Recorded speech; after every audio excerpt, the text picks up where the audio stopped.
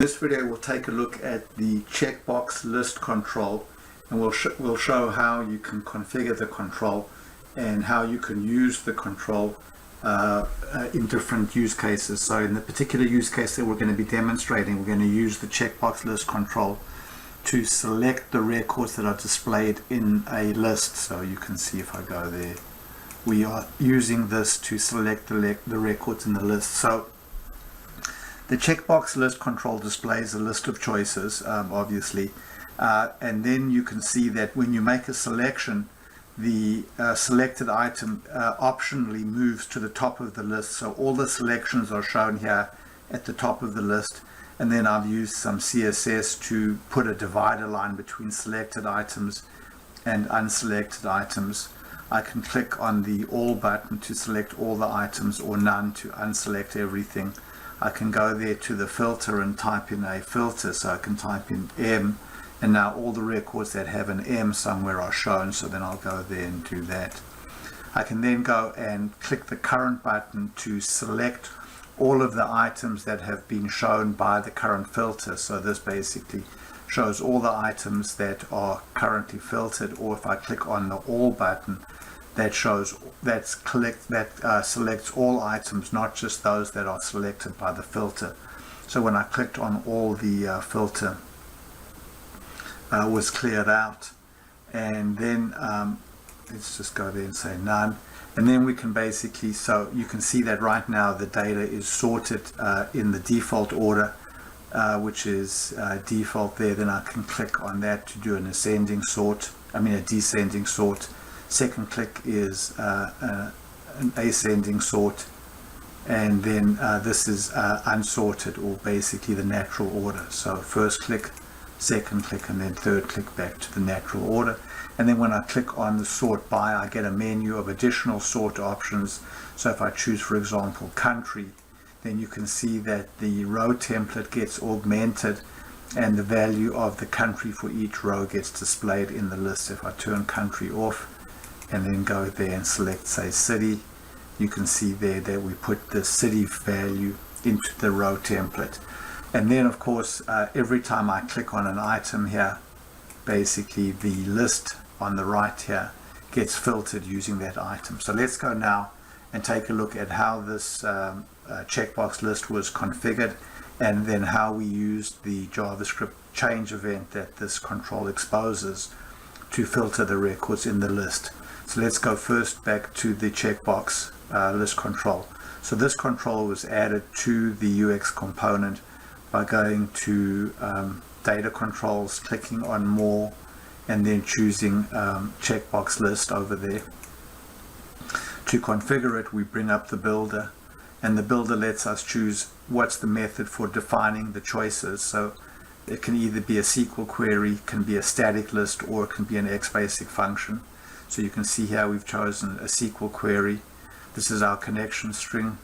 We're doing a query against the customers table. Our field list currently is just the contact name field. Then the row template here defines what is displayed in each row of the list. So you can use any HTML in the template here, and then these are all of your available placeholders. So you can also use client-side templating here. So this is just like a template for a freeform list display. So you can use any HTML that you want in this markup. Then we have the value field. So this is the field that determines the value that the control returns. So we're going to basically return the customer ID for each selected row. Then this is the change event that fires when you make a change in the selected items. This is the click event that fires when you click on an individual row. Then filter can be either on or off. So if you turn filter off, you'll see that when we run it, the filter portion at the top of the control has gone away. So there's no filter over there. We can also turn sort off. I'll turn filter back on again. So we can turn sort off or on. So if we turn sort on, this is basically the field that we're going to be sorting on. And then when you click on the sort label, the sort button, then we reveal a menu of additional sort choices. So you can see here's our additional menu with 2 choices. country and city. So if we go look at our control now, and we can see that we have optional sort fields, and the first optional sort field is country. Then this is the header, so this is what actually appears in the menu. So you can see we have country followed by 3 dots, and then this is the template. This is how the row template gets augmented when this country field, when the country sort is turned on.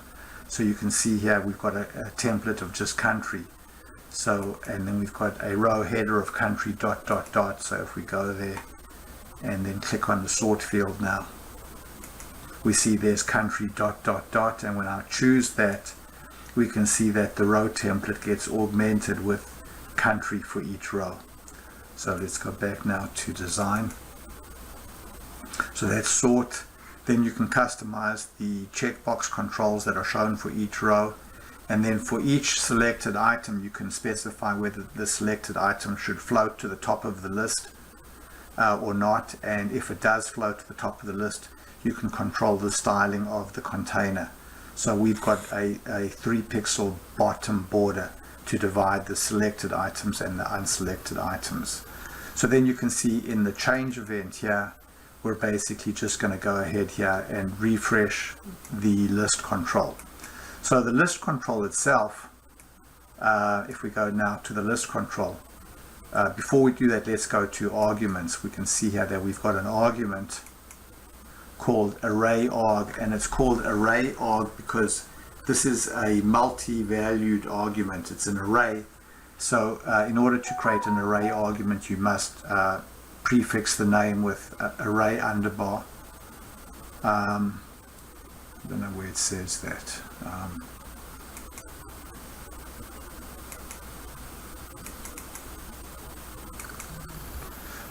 Anyway, so basically, because this array name starts with array underbar, it's going to be an array argument. And then you can see that in the list itself, we've got a filter that says select star from customers, where customer ID is in, and then this array argument clause over here. So this is basically a filter that says choose any customer ID that is in this array of arguments over there. So let's go ahead now and go over to working preview. And so now every time we make a selection in the list, basically the array, the argument itself is updated, and then we're doing a refresh, an AJAX callback to do a refresh on the list. So there we go. So every time we make a selection, you can see that the list updates, and if we go there and make a selection, that item then is moved to the top of the list, so into the selected items. So what we've shown here is how the new checkbox list control can be configured and how it can be used to select items in a list, or how it can be used to do anything where you want to do something when a list of selected values has changed. Thanks very much for watching.